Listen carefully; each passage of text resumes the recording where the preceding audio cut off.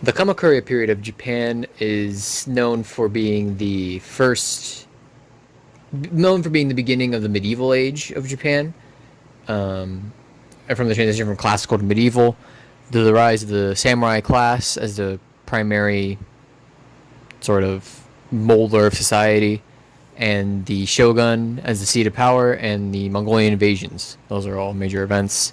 And it lasted from 1185 to 1333.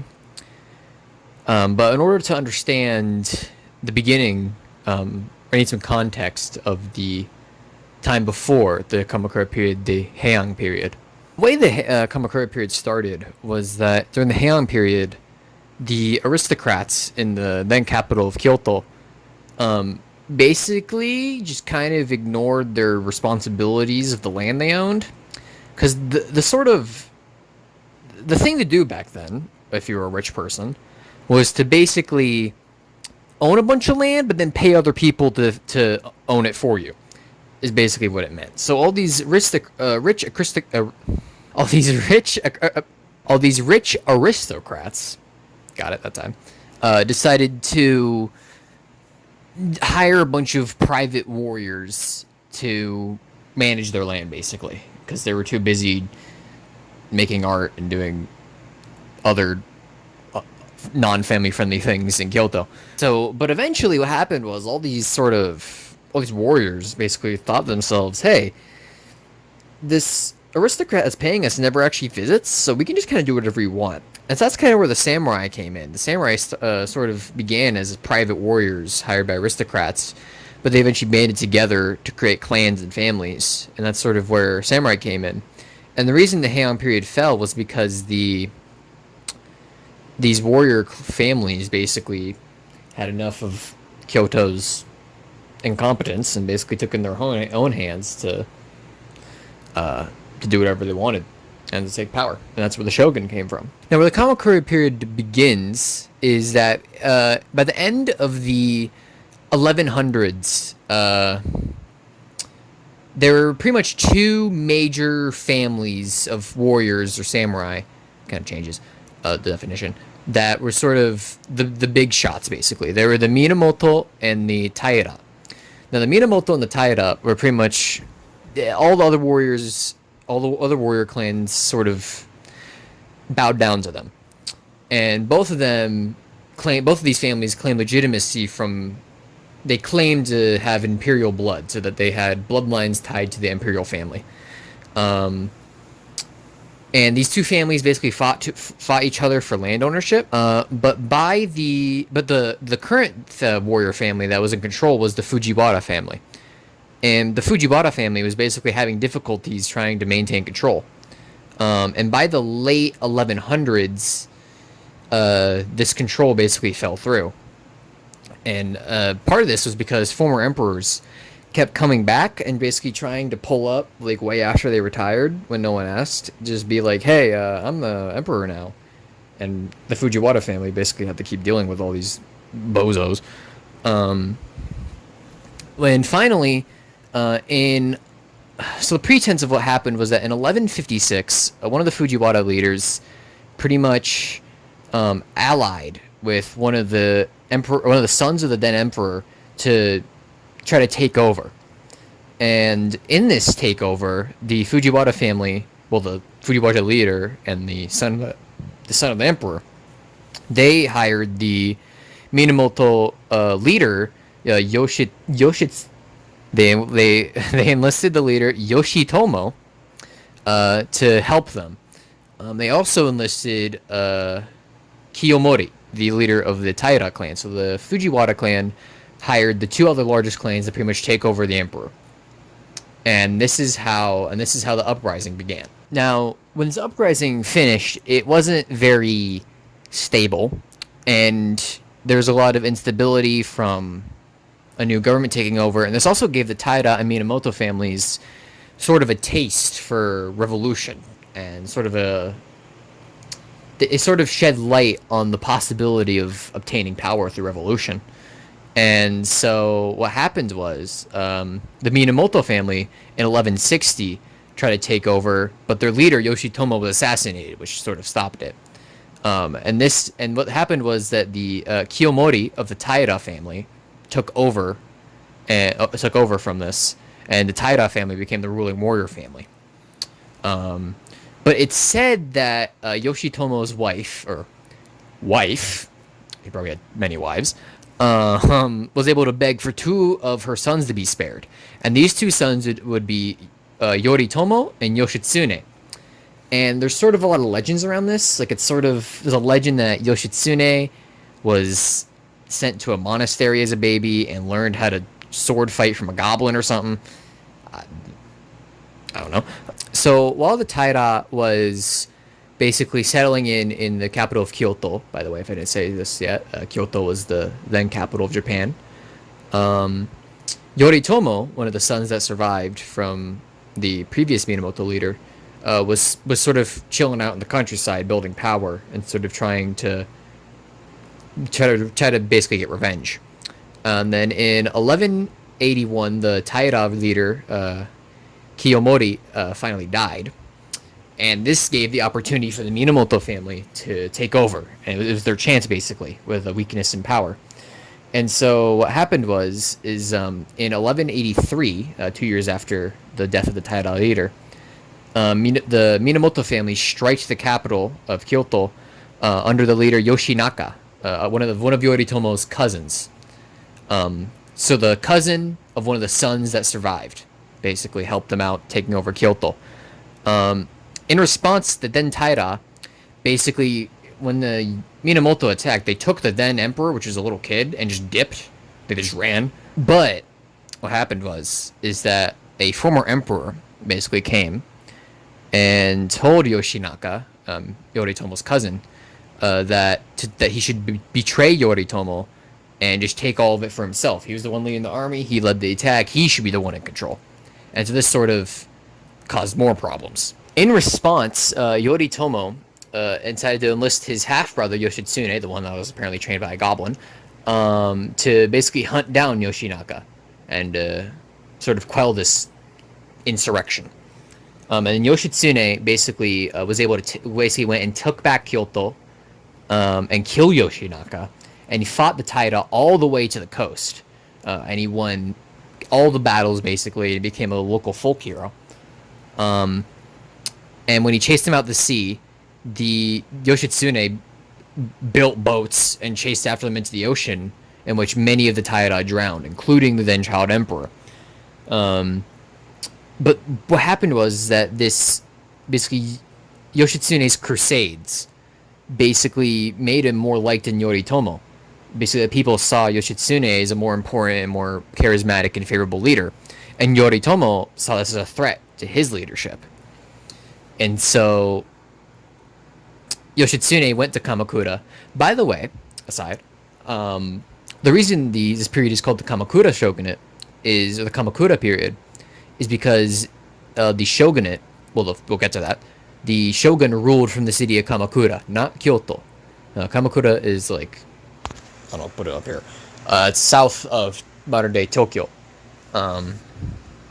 And so Yoshitsune, get back to the story, Yoshitsune basically went to Kamakura, tried to beg for forgiveness from his brother Yoritomo. This didn't work. And so Yoshitsune had to go on the run, basically, because he was a fugitive, he was a wanted man.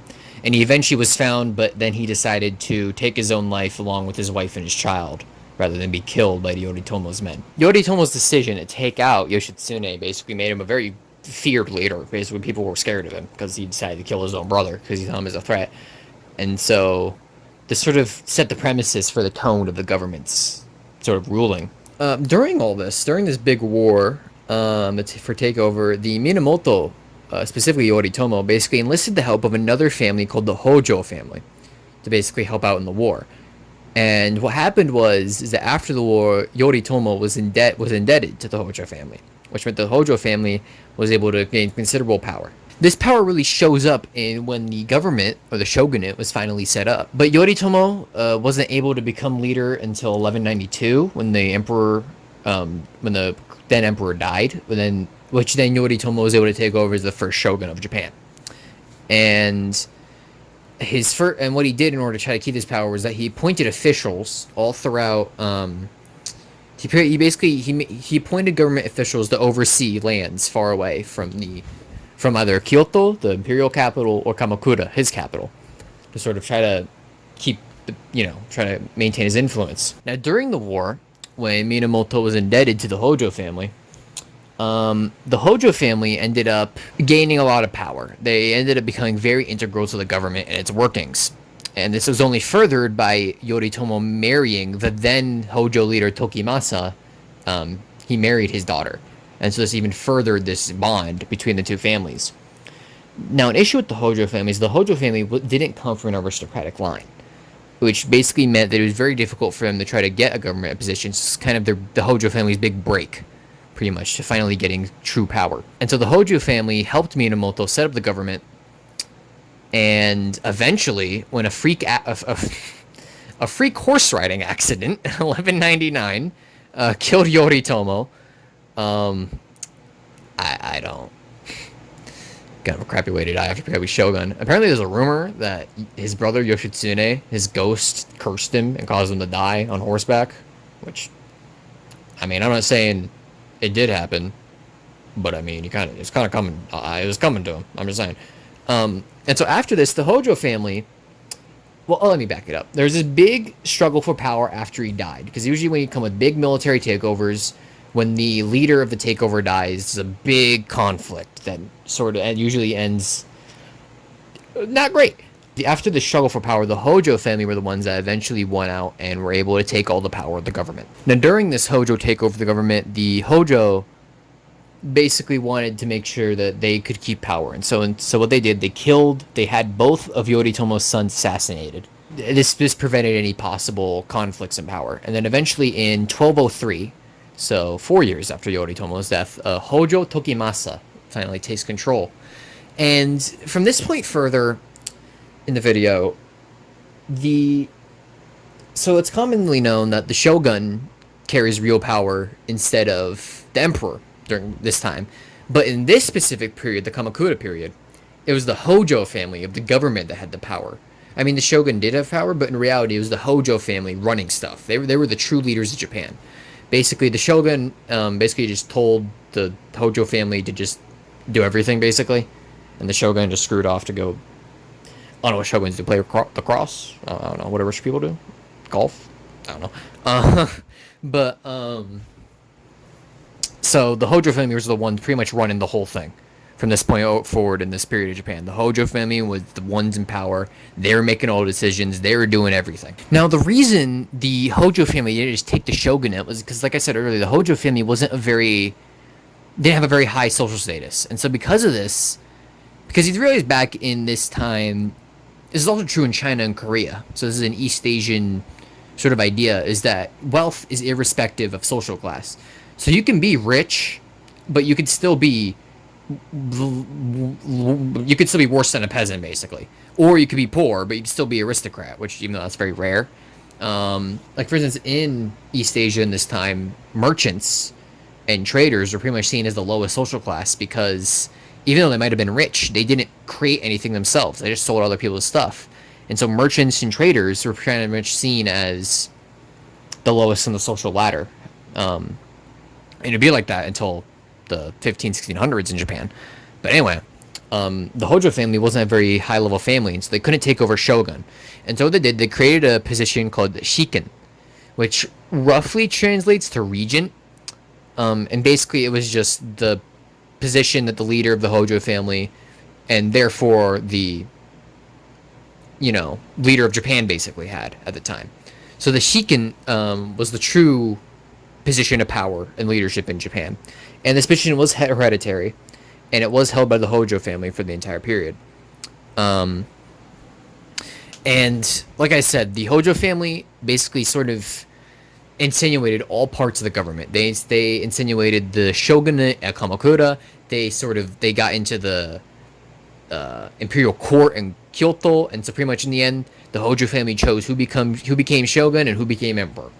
Like I said, the Hojo family had all the power. Now, the first major challenge of the then shogunate would come in 1221 with an event called the Jokyo Disturbance. Now, pretty much what happened is that in 1221, a retired emperor named Go-Toba, and we'll get to the Go's later. Go-Toba basically tried to overthrow the Hojo family and their rule of power. The reason Go-Toba made this move is that earlier in 1219, the third emperor of the period died in 1219, and this created civil unrest and government unrest to pretty much make Go-Toba have an opportunity to try to take over. So in 1221, Go-Toba, the previous emperor, pretty much issued a decree for the then Hojo leader Yoshinoki's head.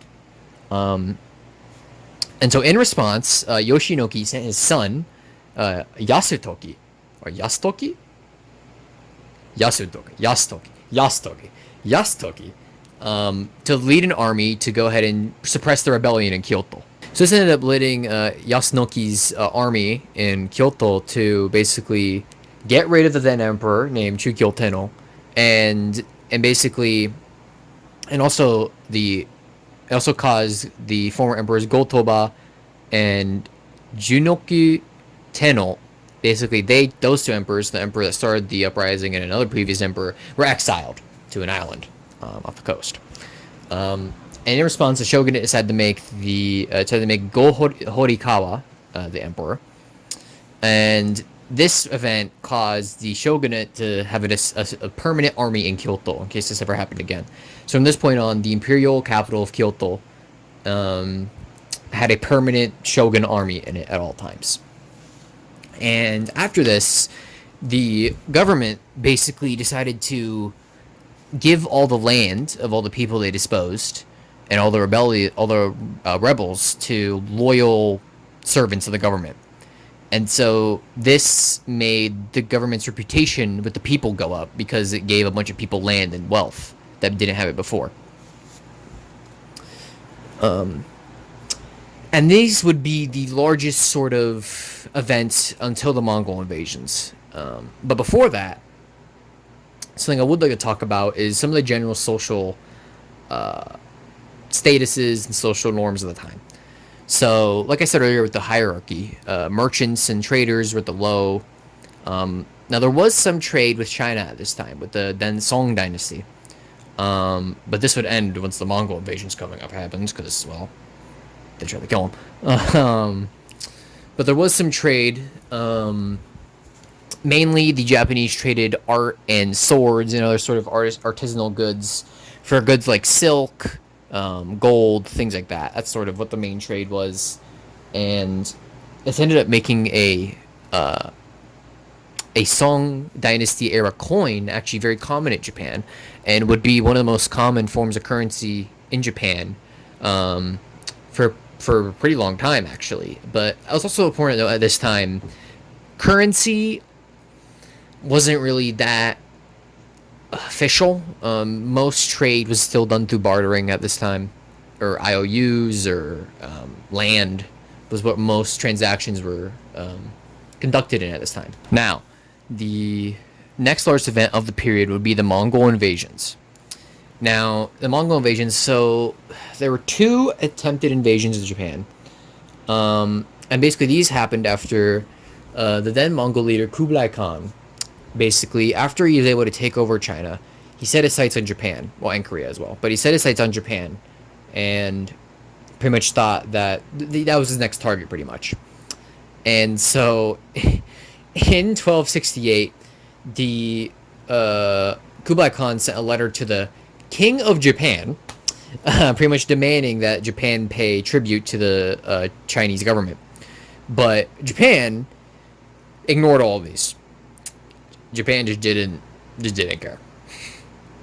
And so in 1274, the first invasion of Japan occurred. The war first began in the autumn of 1274 with pretty much word came out that two islands off of the coast of southwest Japan called Tsushima and Iki pretty much were taken over by the Mongols. And so what happened was Kublai Khan sent 40,000 men and 800 ships from Korea and sailed them to Tsushima and Iki and then onto mainland Japan. And also there's a lot of psychological warfare in this because word came out that when the Mongols invaded Tsushima and Iki, they killed women, they killed children, they killed elderly, they killed everyone. And this is a common tactic for the Mongol army, and why they're so successful is because they just use fear. In response, several thousand warriors in the province of Kyushu pretty much settled in and tried to prepare for this war. And it was sudden, so like there's only a couple thousand compared to the 40,000 Mongols. And by Mongols, in reality, most of these were probably Koreans that the Mongol Empire sort of forced. So in reality, a lot of these people would have been Korean, but there were some Mongol leaders and tactics, but most of these people that they were fighting would be ethnically Korean. What happened so the general sort of war strategy for the samurai of the time was very formal.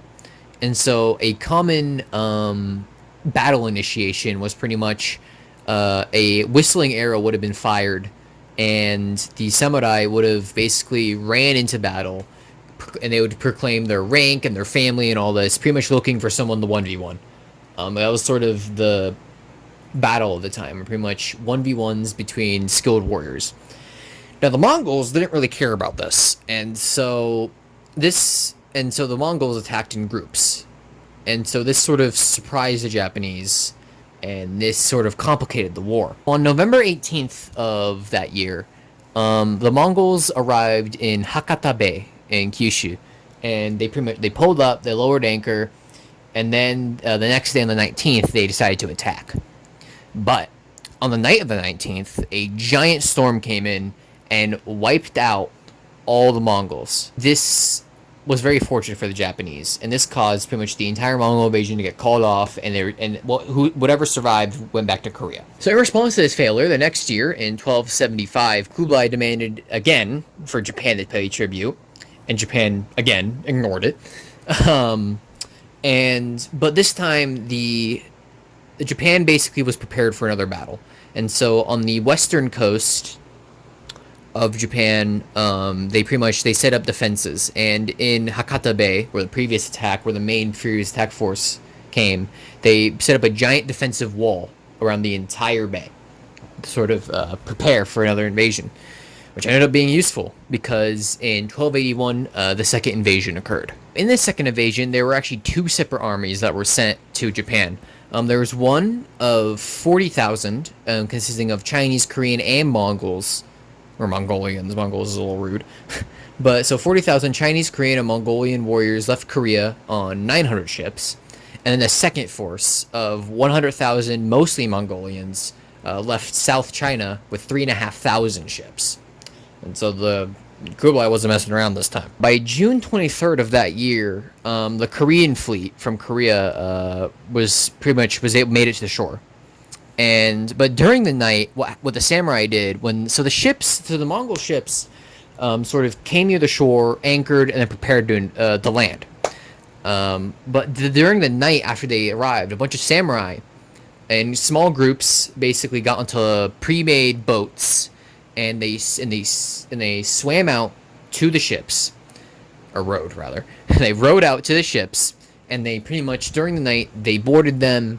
They killed everyone, and then they burned, and they left. So they burned all the ships, and they didn't burn all of them, but they burned the ships and they left. And there's actually a story of one of these samurai groups not even having a boat; they just swam. So a group of samurai just swam to a boat in the middle of the night, got on, beheaded everyone in the boat, and then just swam back. So that's just that. I guess the samurai gave up on the whole whistling arrow 1v1 thing by the time of the second invasion. This allowed the Japanese to hold Hakata Bay for 50 days. This sort of stroke of luck became pretty much implemented into the culture with the term kamikaze, which basically means divine wind. And obviously took a little bit of a different meaning during World War II. Now, after this, things weren't looking too good for the shogunate here. Pretty much after this second invasion, more following invasions were expected. So more money was spent on maintaining these coastal defenses when in reality no attack came. And so this ended up burning a lot of money. Basically, whose money it burned was the local lords. Because it wasn't the government paying for all this. It was the government telling the people local to pay for it. And so the people at local to the area, the lords that own the land, didn't have a lot of money left. And also because this is a defensive war, because normally in a war where you're attacking someone else and you're taking their stuff and taking their land, there would be spoils to spread again to sort of pay back everyone, to sort of make everyone shut up after the war and make sure everyone's happy. Because it was a purely defensive war, a naval defensive war, there was no land to get. There was no land. There was no spoils. There was nothing. And so there was no way to reimburse the expenses of defense. And so what happened was this weakened the government significantly. And all these local, earlier, when the Kamakura shogunate appointed all these landowners, or all these military stewards to try and oversee all these lands, all these military stewards couldn't pay back their debts. And so the relationship between the Hojo family and these regional lords pretty much went down the toilet. It didn't go too well. And because of the Mongol invasion, trade with China stopped, as I said earlier, and so this also weakened the economy. The shogunate couldn't pay back its soldiers for the war that they fought in. It couldn't pay them back, and this was also combined with the fact that the Hojo was having difficulties with leading, and there's arguments over who would become emperor and who would become shogun, and all the landowners were in debt. And so this all sort of boiled over and basically resulted in the downfall of the shogunate. So the sort of beginning of the downfall here actually happened all the way back in 1275, when there was a dispute over the then emperor Go-Saga. Basically, he had two sons, but because he had two sons, there is a argument over which son would become the next emperor. And so what happened was that Go-Saga died without making a choice. And so no one knew who'd become emperor.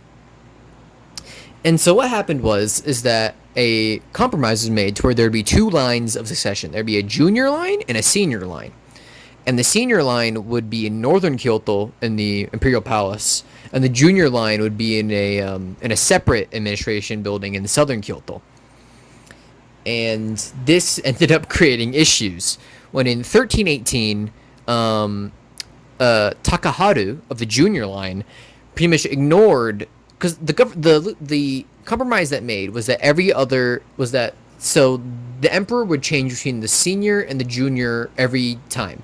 So if there is a senior leader, the next one would be a junior leader, and if there's a junior leader, the next one would be a senior leader. That's sort of the agreement they came to. But Takaharu of the junior line basically became emperor, renamed himself to Go-Daigo, so he became Go-Daigo, and ignored this agreement, which created issues. But the Hojo were pretty much, they were unable to compete with it because, like I said, the government was weakened, and so for 5 years there was this weird sort of awkward stalemate, and no one really knew what to do until in 1331 there was a rumor going around that Go-Daigo was going to try to strike and take over the shogunate for himself. In response to this rumor, the government sent troops to Kyoto to try and prevent this from happening. But Go-Daigo basically ran to a nearby monastery on a mountain and basically held up and basically hid from the government to try to strategize and figure out what he wanted to do. Now, it is said that in a dream while he was staying at this monastery, Go-Daigo saw the name Kasunoki in this dream, and when he woke up, he was demanded, "Where's Kasunoki? Where's Kasunoki?" When eventually a warrior leader, local to Kyoto, called Kasunoki Masahige, basically stepped up and said, "Hey, I'm Kasunoki. What do you want?" And basically, Kasunoki basically decided that he was going to support Go-Daigo because Go-Daigo was the emperor. And so it's like, well, guess I got to listen to the emperor. And so Kasunoki, which I'll call Masahige for now on, basically told Go-Daigo to be patient, to basically bide his time, try to hide out as long as he can, try to gain supporters, and basically strategize so he could win a war. But shortly after this, so Go-Daigo and Masahige basically made an agreement that they're going to split ways, but they're going to join back later to take over. And so in this running away, Go-Daigo ran away into more mountains, which running into mountains will become a theme for this war. But eventually, Go-Daigo was captured and he was exiled to Oki Island, off of the northern, not northern, more like north. What? I'll put it here, off of the coast of Japan. And so eventually, what happened is that Masahige was also found. But what they did was that Masahige and one of his most loyal men, during this battle, they gathered all the bodies, and what they did, they put them on a giant pile of wood and they burned it all, and they ran away disguised as shogunate soldiers, and the giant pile of burning bodies is basically used as a distraction, because what it made the shogunate think was that they committed mass suicide, when in reality, Masahige and his most loyal follower basically ran away. So this gave him more time, pretty much. This is what Masahige was all about. Masahige was all about buying time, buying time. And so Masahige ended up retreating to a sanctuary on a mountain south of Kyoto, and basically hid and conducted guerrilla warfare tactics against the government. So Masahige's guerrilla warfare tactics made him, the people pretty much, a lot of people ended up siding with him because of his successes in guerrilla warfare. But Masahige's main challenge would come in 1333, when Masahige was at his headquarters on Mount Kongo, south of Kyoto, with about 2,000 of his men. When the government sent 100,000 men to take him out, because the government saw Masahige as the primary threat, pretty much. And so, but Masahige was able to use traps and boulders and guerrilla warfare tactics to hold off this force for a very long time. There's actually a story of one night, during the night, Masahige and his men set up about 20 dummies that looked like soldiers on his mountain, and they set up archers behind them. And when morning came, these archers pretty much yelled a war cry, signifying a rush. And so in response, the soldiers on the mountain then rushed back. But in reality, there was no warriors, and they just got shot at by the archers. And when the archers had to retreat, because the warriors were able to get past the dummies, they threw boulders down at them. And this actually ended up killing 300 men and injuring 500. This was a major blow to the government soldiers. And things actually got so bad for the things actually ended up getting so bad that the government had to send poets to their army, trying to take out Masahige, to have group poetry sessions to try to increase morale. So this was sort of the government's response to the guerrilla warfare, was to try to use all methods they could to try to increase the morale of their soldiers. But all this warfare ended up buying Masahige 10 weeks of time to allow people loyal to Go-Daigo gear up and to help in the rebellion. And during this 10 weeks, actually Go-Daigo managed to escape Oki Island and on a fishing boat, and he set up shop on a mountain called Mount Furanoe until he could act. The government sent a commander named Ashikaga Takauji to pretty much try to take out Masahige and try to take out all these loyalists. But actually, Ashikaga actually ended up switching sides because he hated his in-laws, which were the Hojo family. He hated the Hojo family so much that he ended up rebelling and joining Go-Daigo in his cause. And he actually was able to message Go-Daigo and gain followers through, in the hair of his couriers, in the top knot of their hair, he hid a paper that basically asked people to join him in his cause. By June 19th of that year, of 1333, Ashikaga pulled up on Kyoto with twice the men of the government. And this was pretty much a assured victory. He went through and burned the city down, and this also lifted all the soldiers at Masahige's fort at Mount Kongo to be able to, basically it allowed Masahige to finally get a break. Now, one of Takauji's cousins, named Nita Yoshida, was a high-level government official in Kamakura that was actually loyal to his cousin and decided to basically create a army at Kamakura right on the shogunate's doorstep. And so this ended up creating pretty much a double attack on both Kyoto and Kamakura, the two major cities at the time, because one had the imperial court and the other had the shogunate. And this caused the Hojo to basically admit defeat by running away, burning down the government buildings, and committing mass suicide in a nearby monastery. And this was pretty much the end of the Kamakura period. And this is what brought it to an end. So that was my history project. Pretty interesting period of time, I would say. Hopefully, video isn't too long, because we'll see after editing. Um, but yeah, that's about it.